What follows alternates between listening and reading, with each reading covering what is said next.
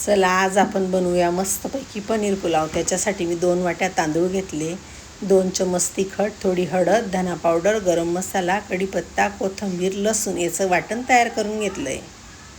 आणि पावभर पनीर घेऊन मस्त स्वच्छ धुवून मोठे मोठे पीस कट करून घ्यायचे आहेत. आणि हे पनीर फ्राय करून घ्यायचं आहे बरं का आपल्याला. पनीर मी एका साईडला फ्राय करून घेतलं आहे.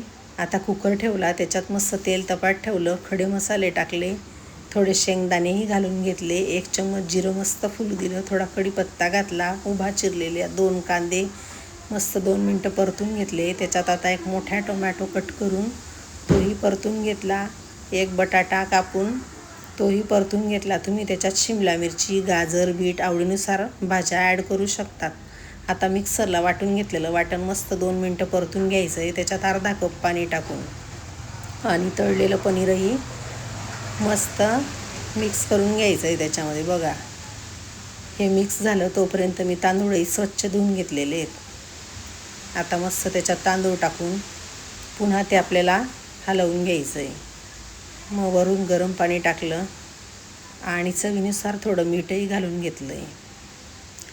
ते पुन्हा मिक्स करून आता कुकरला मस्त 3 शिट्ट्या काढून घ्यायच्या आहेत आपल्याला. 3 शिट्ट्या झाल्यानंतर पुलाव असा मस्त झाला ना आपला, एकच नंबर पनीर पुलाव.